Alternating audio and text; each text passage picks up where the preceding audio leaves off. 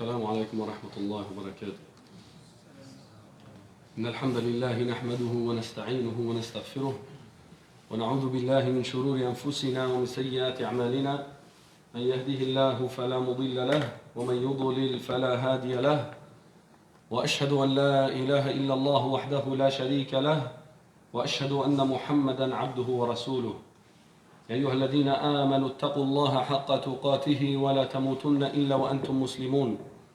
يا أيها الناس اتقوا ربكم الذي خلقكم من نفس واحدة وخلق منها زوجها وبث منهما رجالا كثيرا ونساء واتقوا الله الذي تساءلون به والأرحام إن الله كان عليكم رقيبا. اللهم علمنا بما ينفعنا وانفعنا بما علمتنا وزدنا علما. Amma ba'd, inshallah ta'ala, we'll continue on the class with the conditions, pillars and obligations of the salawat, of the prayer, by Shaykh al-Mujaddid Muhammad ibn Abd al-Wahhab rahimahullah ta'ala. And last week we discussed the conditions of wudu and we discussed the pillars of the wudu.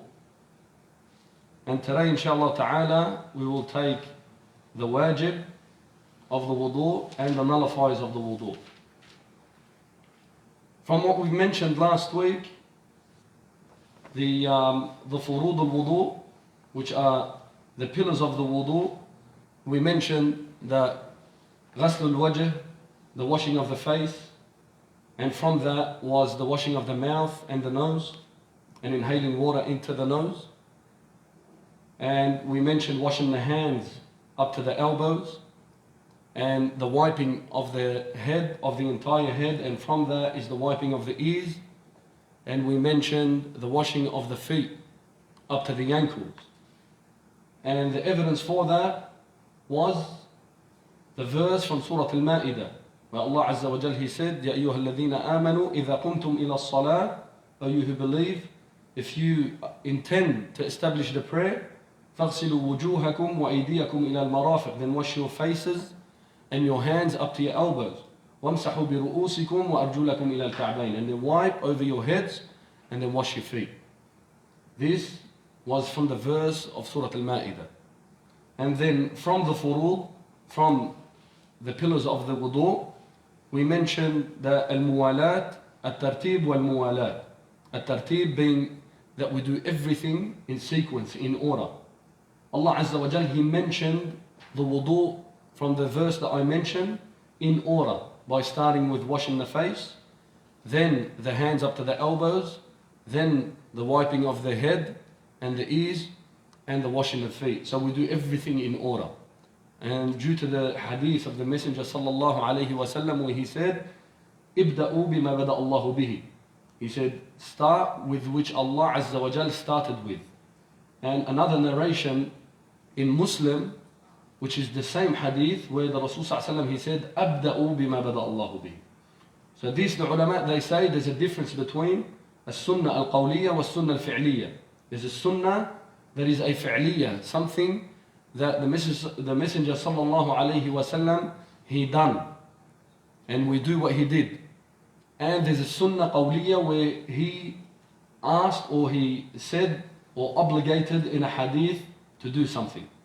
Now when the Messenger sallallahu alayhi wa sallam, he mentioned this when he was performing Hajj, and before doing the sa'i between the Safa and the Marwa. And he stood at the mountain of As-Safa and he said, "Abda'u bima bada Allahu bihi." He said, I start with which Allah Azza wa Jal started with. And he narrated the verse from the Quran, "Inna as-Safa wal Marwata min sha'airillah." Clear?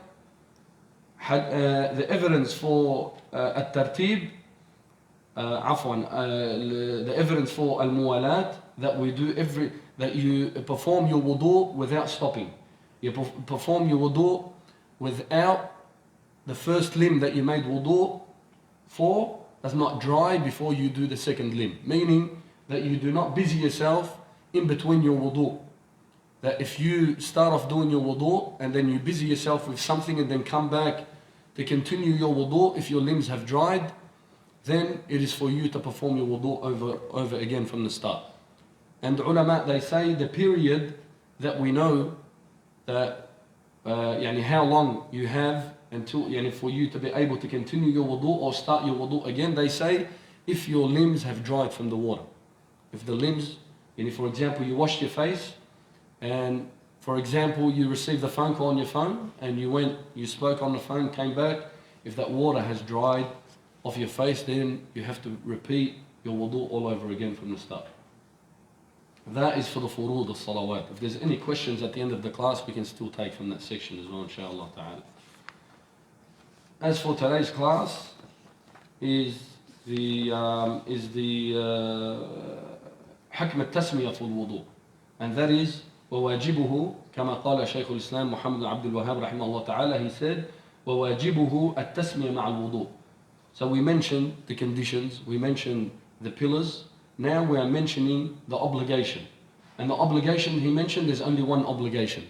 And he said, and that is the tasmiyah ma'a dhikr. That is saying Bismillah for someone that remembers. If you remember to say Bismillah before you perform your wudu, you say Bismillah.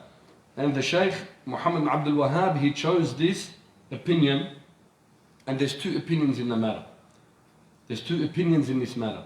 One of them is that it is an obligation. That it is an obligation, and this is the opinion that Shaykh Muhammad rahimahullah ta'ala chose. The second opinion is that it is mustahab, or it is a sunnah, mustahab. التسمية مستحبة, and that is the second qawl, القول الثاني. Now, as for the majority of the scholars, they say it is mustahab. That it is mustahab. And they say that Shaykh Muhammad Abdul Wahhab, he chose it to be an obligation to free himself from the differing of opinion between the ulama. The differing of the opinion. But most of them say that yani, if you forget to say your basmalah for your wudu is correct. It is not an obligation, but it is rather a sunnah. It is a sunnah. But it is better for someone to say it for remembering. Say Bismillah before you perform any kind of action. Bismillah. And keeping in mind again, if this is for a person that's performing wudu in يعني أماكن الخلاء, in a place where there's impurity, that you do not mention the name of Allah Azza wa Jal. That you do not mention the name of Allah Azza wa Jal. And that is for the tasmiyah of the wudu. There's only one for the tasmiyah. Now, nawaqid al-wudu. The nawaqid of the wudu, the nullifiers of the wudu. The nullifiers of the wudu. The Shaykh, he mentions there's eight nullifiers. How many conditions did we mention for the wudu? Anyone? How many conditions? 10. Barakallah fi. And how many fara'id? How many pillars? 6 pillars. And then we said the obligation is one obligation, which is the tasmiyah. Nawaqid al-wudu wa hiya 8. There's 8. He mentions 8. Now there's differing of the ulama, inshallah we'll get into details with that. But the Shaykh, he mentions 8. Some of them the ulama have differed in, and some of them there's consensus upon the nullifier. Number 1, he mentions al-kharij min as-sabilayn. Said anything that exits the 2 private parts. Al-kharij min as-sabilayn. Number 2, al-kharij al-fahish al-najis min al-jasad. Any large amount of impure exertions from the body. Large amounts of impure exertions from the body. From that, just so we can keep this clear, some examples is, for example, vomiting, or any pus that comes out from the body, or blood. And we'll get into details inshallah. Number 3 was zawal al-aql. Zawal al-aql, loss of intellect. Loss of intellect. وَمَسُّ الْمَرْأَةِ بِشَهْوَةٍ. Touching a woman with desire. Touching a woman with lust. وَمَسُّ الْفَرْجِ بِالْيَدِ قُبُلًا كَانَ أَوْ دُبُرًا. Touching the private part with one's hand, yani the frontal private part or the back private part. Touching with hand, yani without anything as a barrier between. وتغسيل وأكل لحم الجزور. أكل لحم الجزور. and that is the eating of camel meat. Eating of camel, consuming camel meat. وتغسيل الميت, washing a dead's body. والردة عن الإسلام أعاذنا الله من ذلك. And that is apostasy apostasy from the religion of Islam. Now these are 8 nullifiers mentioned that nullify your wudu. If you're upon wudu, these are things that nullify your wudu, meaning break your wudu. You have to perform wudu after any of these. الأول نواقض الوضوء. The number 1 of the نواقض الوضوء, we said الخارج من السبيلين. Anything that exits the 2 private parts. Whether it is blood, or whether it is feces, or whether it is semen, or post-seminal fluid.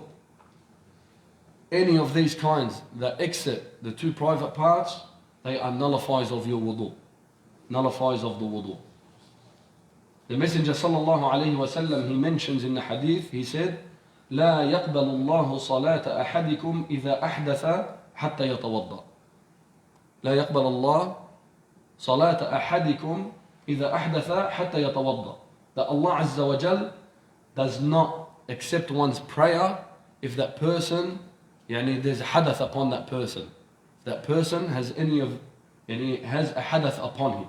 And we said hadath is what? Anything that nullifies the wudu. Hadath is something that nullifies your wudu. So if someone has no wudu, then his prayer is not accepted. Some people, because of their ignorance, they might think, they might take this as something that is light. They do not perform wudu and they pray. Some of them might perform wudu very lightly. They might not fulfill the pillars and the obligations of the wudu and the conditions. And they pray. And this is why we should take this subject serious. That Allah Azza wa Jal does not accept the salah of someone that is not upon wudu. Number 2, al-kharij al-fahish al-najis min al-jasad. Any large amount of impure exertions from the body. Anything that exits the body in large amounts. And I say large amounts because there's ikhtilaf, for example, from the blood. When it comes to blood exiting from one's body, there's ikhtilaf between the ulama. That some of them say any amount of blood that comes out from the body nullifies the wudu. And then there's another opinion that depending on the amount of blood, they say only large amounts of it, if exits the body, then that nullifies one's wudu. And then there's the third opinion, and which is the most correct opinion, that blood coming out in large amounts does not nullify your wudu. And they say that is due to a hadith of one of the companions. A hadith of one of the companions. That the Messenger sallallahu alayhi wa sallam, he put in charge 2 companions to be guards at night. And then they took it in turns. So one of them went to sleep. He was from the Muhajirin, from the ones that migrated from Mecca to Medina. And the other companion, radiallahu anhuma, he was from the Ansar. And this companion, he, whilst he was guarding the Messenger sallallahu alayhi wa sallam and his companions, he was praying. He was in prayer. Whilst the other companion was sleeping. So he's in his prayer, and a man from the enemy struck him with a spear whilst he was praying. And he continued to pray. He took it out and he continued to pray. And then he got hit with another one. It's mentioned in the hadith that he got hit by 3. And he kept taking them out while he was praying. And on the third occasion, his companion woke up. And he ran to him, and the other man, the enemy, he ran away. And he said to him, and there was a lot of blood coming out. He said to him, why didn't you inform me? Meaning, why didn't you stop your prayer and inform me, wake me up? He said, and subhanallah, this is the companions, and we compare ourselves to them and compare ourselves to the khushu' that they had in their prayer. He said that I was reading a verse and I did not want to cut off that verse I was reading. That verse was beloved to him that he did not want to sees off his reading. But the ulama, they gather from this hadith that there was large amounts of blood that came out from this companion, and he continued his prayer. He did not stop his prayer. So they derived from that any amount of blood that comes out from the body does not nullify the wudu. And that, in saying that, because most of the people, most of people that have large amounts of blood that come out of them, they go unconscious, they lose their intellect. So now you're falling into another nullifier of wudu. Another nullifier. So that is for, and as for vomiting as well, because we mentioned vomiting to be some of the impure exertions that come out of the body, they say only if it is a large amount. Only if it is a large amount that comes out, then that nullifies your wudu. Then you must perform wudu again. And going back to the blood, most of the ulama, they take the opinion that it does not nullify your wudu, because they say blood is not impure. They say blood is pure and it's not impure. So that was the difference of opinion. Some of them said that it is impure and this is why it nullifies, and the others they said no, it does not, because the blood is pure. Nullify number 3 was زوال العقل. زوال العقل. ينتقد الوضوء بزوال العقل بجنون أو سكر أو إغماء أو نوم مستغرق. That زوال العقل, the loss of intellect, it is a nullifier of wudu because the person loses his intellect. The person loses his intellect. And they say either by junoon, by insanity, a person being an insane person, or either by sukr, intoxication, if that person is intoxicated, or ighma, if the person has gone unconscious, or nawmun mustaghraq, deep sleep. They say deep sleep. And this is where the ulama differed in some of the opinions of the sleep. Some of them said that النوم المستغرق أو النوم الخفيف ينقض الوضوء. Some of them said that deep sleep or a light sleep, someone that sleeps while sitting down or while standing up for a few seconds, they say even that is a nullifier of wudu. But the most correct of opinions when it comes to that is that it does not nullify your wudu if it's something that was very light. And that is due to a hadith I'll mention inshallah. عن أنس رضي الله عنه قال كان أصحاب رسول الله صلى الله عليه وسلم. He said, Anas رضي الله عنه, he said that the companions of the Messenger صلى الله عليه وسلم that ينامون ثم يصلون ولا يتوضؤون. He mentions in this hadith that they used to sleep and then they would pray and not perform wudu. They would sleep and then they would pray and not perform wudu. And now when we read this hadith, we think, because it's not mentioned, the difference, it doesn't mention, it says no, it says sleep, but it does not say if that sleep was deep or a light sleep. But inshallah there's other ahadith that prove that. وكان أصحاب رسول الله صلى الله عليه وسلم ينتظرون العشاء. There's another narration in Abi Dawood, in the book of Abi Dawood. He said كان أصحاب رسول الله صلى الله عليه وسلم ينتظرون العشاء الآخر حتى تخفق رؤوسهم ثم يصلون ولا يتوضؤون. This narration in the Abi Dawood, that the companions of the Messenger sallallahu alayhi wasallam, that they would be waiting for Salat al-Isha in the masjid. And he's sitting down waiting for the Salah, for the last Salah, which is Salat al-Isha. And then their heads would knock down in a bit of a sleep. And that is the light sleep that these companions are talking about. That they would go into a light sleep and they would get up and pray without performing wudu. So the ulama, they say that if someone goes into a light sleep, sitting down, then that does not nullify your wudu. Now how do we know any light from deep? They say if someone loses their senses. If you lose your senses whilst you're sleeping, sitting down or standing up, if you lose your senses and go into deep sleep, then that is deep sleep. But if you're still half conscious, then that is considered as light sleep that does not nullify your wudu. Clear, inshallah?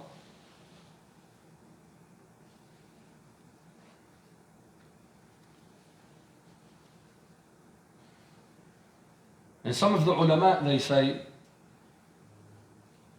that the loss of intellect على أن زوال العقل ليس حدثا. زوال العقل, that the loss of intellect is not a hadath. That losing your intellect itself is not something that is hadath, that nullifies your wudu. But they say that it might take a person to perform a hadath. If someone is sleeping, he might pass wind without knowing. And they bring evidence to that, the hadith of the Messenger ﷺ, where he says, وكاء السه العينان فمن نام فليتوضأ. وكاء السه العينان, meaning that the eyes are a seal for that which exits the body. The eyes are a seal for that which exits the body. And when someone is in his deep sleep, the eye is a seal, meaning when you close your eyes and you're in deep sleep, then you don't know what exits your body, and that is what nullifies your wudu. And this is why they said zawal al-aql is not the hadath itself, but it leads a person to perform hadath. Number 4, massul mar'ati bi shahwa, touching a woman with lust or desire. And this is the qawl that Shaykh Muhammad ibn Abdul Wahhab he chose. And this qawl is one of 3. This is one of 3. That massul mar'a bi shahwa, we said touching a woman with lust or desire, that is number 1. If a man touches a woman with desire, that is the first opinion, that it is a nullifier of wudu. And the second opinion, لا ينقض الوضوء مطلقا, that it does not nullify your wudu at all. And the third opinion, that لا ينقض مطلقا سواء كان بشهوة أو بغير شهوة إذا لم يخرج منه الشهوة شيء. The third opinion, that it does not nullify your wudu at all, even if it was with shahwa or without shahwa, with lust or without. But the condition is that nothing exits your private part from that shahwa, from that lust or from that desire. Then it becomes a nullifier of wudu.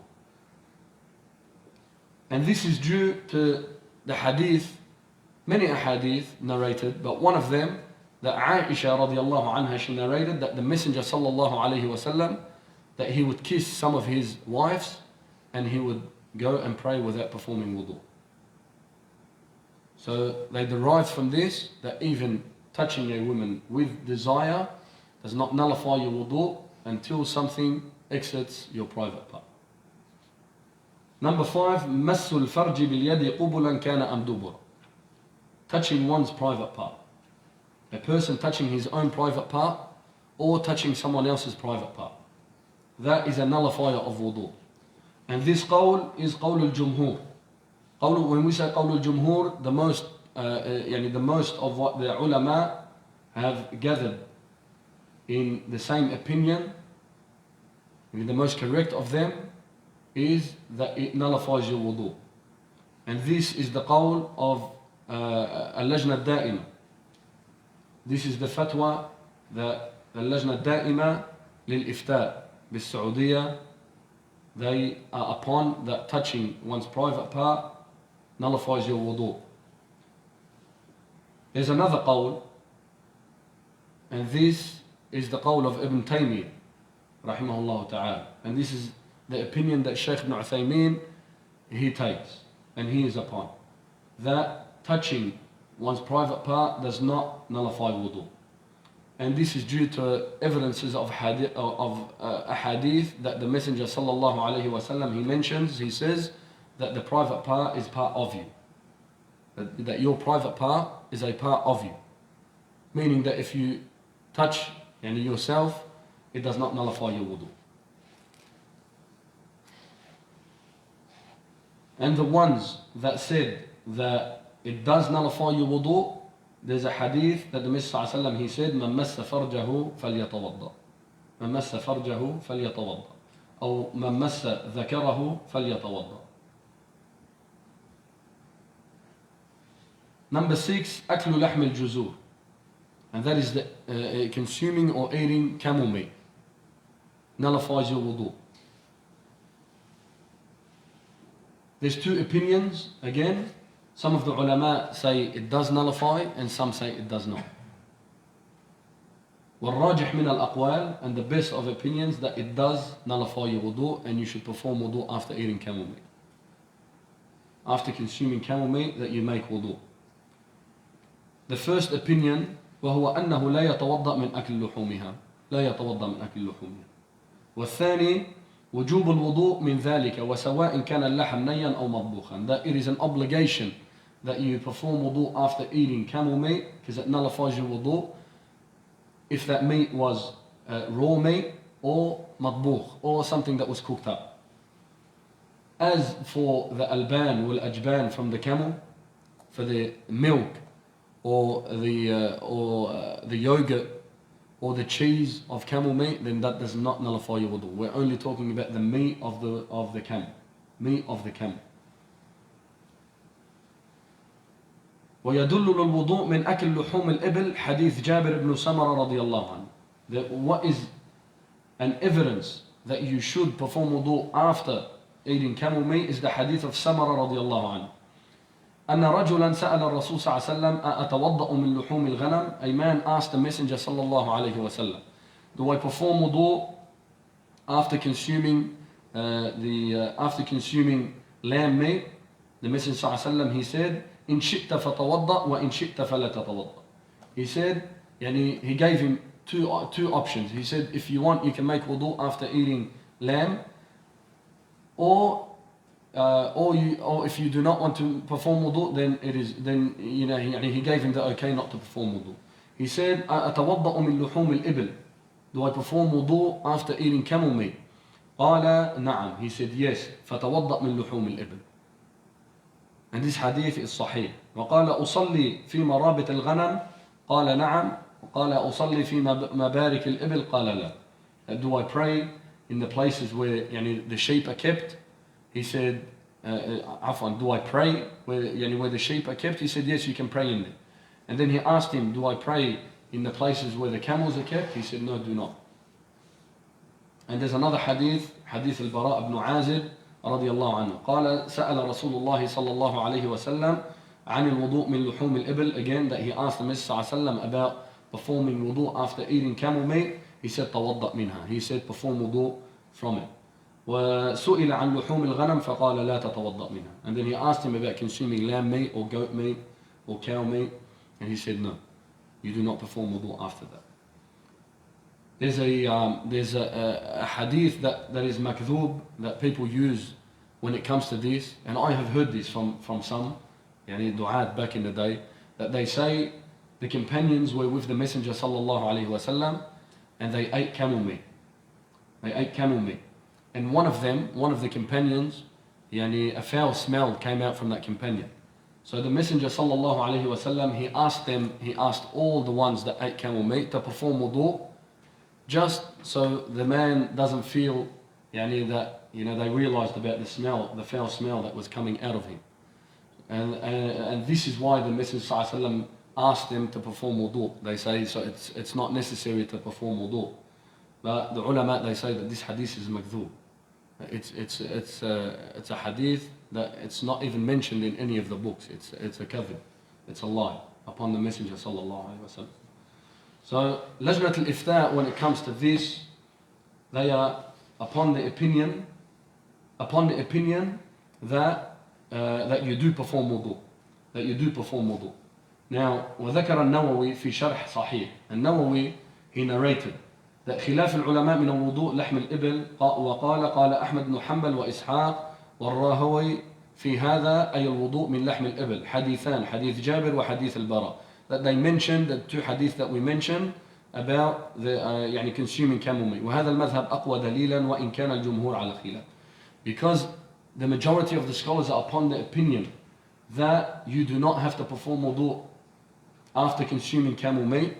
But they said the qawl al-rajih, the best of opinion, which has the best of proof and evidence when it comes to this subject, that you do perform wudu after eating camel meat. والسابع تغسيل الميت. Number 7 is washing the dead body. اختلف العلماء في حكم الوضوء من تغسيل الميت على قولين. They differed on 2 opinions. وجوب الوضوء, some of them said obligation, والثاني it is recommended, مستحب. And the Shaykh, again, he chose this from his nullifiers, so he can take himself out of the doubtful matters and take himself out of the difference of opinion between the ulama. And this is why he mentioned this from his nullifier.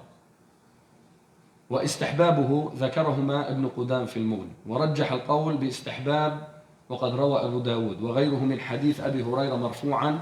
There's a حديث مرفوع عن أبو هريرة: من غسل الميت فليغتسل ومن حمله فليتوضأ. And Albani, he made this hadith صحيح في كتاب أحكام الجنائز.